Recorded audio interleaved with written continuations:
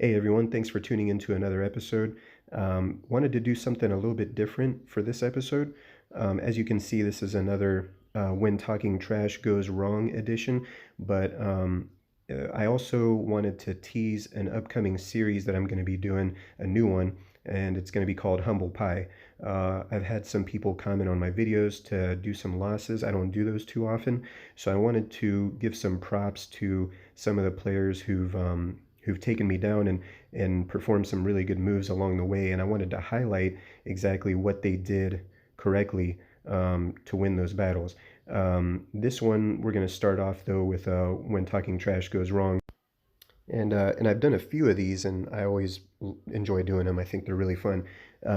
Because I hate emoters. I don't typically emote unless somebody does it to me first, and then you can better believe that I go pretty crazy with the emotes on them once if I'm coming back in the battle or if I've flipped the battle in my favor. If I've ever emoted, it's because I think a player is the same one from a previous battle who emoted at me, because sometimes you play a person multiple times in a row consecutively. But so just as the battle's playing here in the background, you can kind of see how it's unfolding. So there's a common theme between the two battles that you're going to be seeing here, this one and the next one. It's really what separates what I think what I think separates the good players from the great players. And as you can see here, I'm clicking on Orlycospix multiple times to see what his stats are, because if that dino were to ever leave, it's very important to remember what its stats are. Not only remember that they had an Orlycospix, but take it to the next level and know what their stats were. So you can see I'm clicking on Spix multiple times because it's important to know in case they leave whether or not I can bring in a dino later in the battle that's faster than it, that can kill it in one shot, or whatever the case may be. So you want to remember Spix's health, its speed, its attack, everything, and that way you can play out the rest of the battle in an advantageous way. You've got a leg up on your opponent if you remember those things, and it'll influence the rest of your the way that you play the rest of the battle. So in this battle, my opponent did not do a good job of that, and they were distracted by emotes instead, when maybe they could have got the battle if they weren't preoccupied with emotes. But as you'll see in the second battle, my opponent did a very good job of that, and that's going to be my humble pie for this episode. And it's just kind of a teaser to show you kind of what's coming down the line, because I'll be doing more of those, and I'll be doing more of these as well. I want to do a few more series. I've got a few more ideas that I'm thinking about too for the channel. But yeah, so as you can see, this battle's going pretty well so far. Now I can take him out with a defense shattering rampage. They decide not to heal and bring in a Monolith Rhino, and now I'm kind of in a tough spot.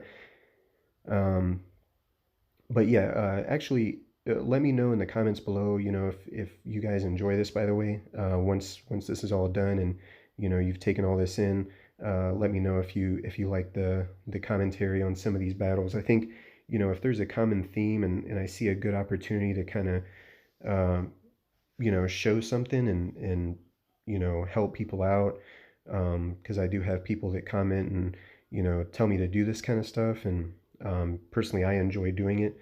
I want to do more than just kind of showing battles, because honestly, there's not a lot of players that are in Nublar Shores that post consistently on YouTube. So I'm proud to be one of those kind of players. I've been doing this for quite a while. But so let's go into the decision making here. So my opponent, this is a Nemesis versus Monolith Rhino. This is an interesting exchange.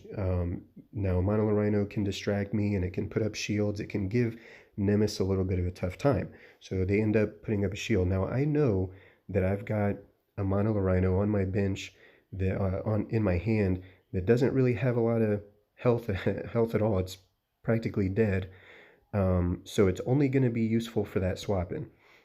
My train of thought right now is to chip down Monolith Rhino as much as I can to set up a situation where I can kill with the swap, or if I can somehow kill with Nemesis, that's fine too.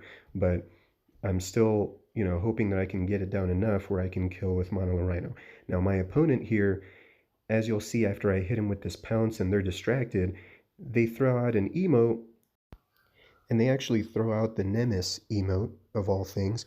Now, what they're thinking is their definite impact is going to do 3361 damage, which would barely be enough to kill my Nemesis, but they didn't take into effect that they were distracted. Now, that's already the first mistake that they make, but the other thing is they didn't take into account what I had on the bench.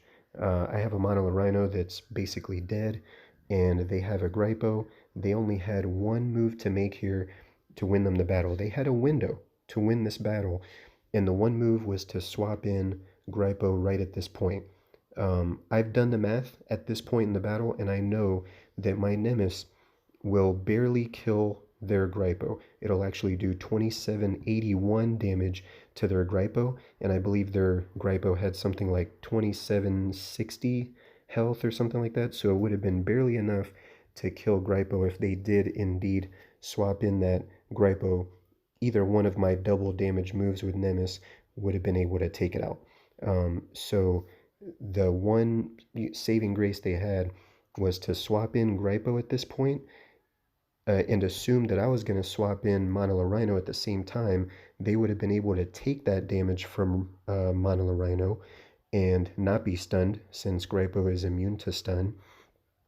And the counter would have killed my very weak Monolith Rhino, even despite, the rend resistance that Monolith Rhino has, as you'll see here. So they didn't make them the one move that could have won them the battle. Instead, they were preoccupied with emotes, and you can see they threw it back at me.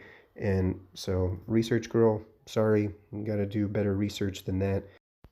And really, what's funny about that was that Rampage and Run was the best option for me. That would have been the best play, because the Rampage and Run plus Rhino swap in would have killed Monolith Rhino, even if they would have done their priority shield move, and it would have killed just the Rampage and Run itself would have killed Gripo if they decided to swap in Gripo. Now, this battle is a totally different story. I'm playing against a better player here. They're an experienced player. Once I saw the name at the end of the battle, I knew that it was no surprise that they were able to make this play. And what really made it impressive is not just the fact that they knew that I had Trico there on the bench, as you can see it with a little over 3,800 health. They knew it was a Trico, they knew how much health it had, and they knew that despite the fact that Trico really wasn't in play for very long. I had only done one move with it, and that was Resilient Impact, and but they still took note of that Trico, and that really tells me that this player has made a habit of doing that. They do it frequently, like I try to do myself, but they were simply on top of the situation, and they knew the one play that would bring home the win. Is So I'll get it started here again, and you can see what happens. So they're going to end up throwing out an attack at me, and I'm going to bring Draco low enough to where that Trico counter can kill them, and I even get the crit there. And as you can see, Draco's low enough, it's at 1008. I know this is my only chance, is to swap in Trico, and hopefully they'll throw an attack at me so I can counter and kill. But nope, they saw it coming. They saw it coming, and there came the acute stun, and that's all she wrote. Because from there, 2 hits and I'm done. Doesn't matter if I swap Mortem back in, and that's how you play it. And that's that's what I really think separates. And I threw out the well played there for him. Again, that's how you play it. You remember what your opponents have. His name is App Runner. I've played him several times in the arena. But yeah, that's what I think really separates the good players from the great players, is not only remembering what dinos your opponent has shown you, but also what their stats are, because it really makes a difference in the end. It gives you a leg up and influences the way you play the rest of the battle. And the fact that App Runner was able to do that despite Trico really, not being in play for that long, tells me that He's a seasoned vet, and he does that habitually. He does it all the time.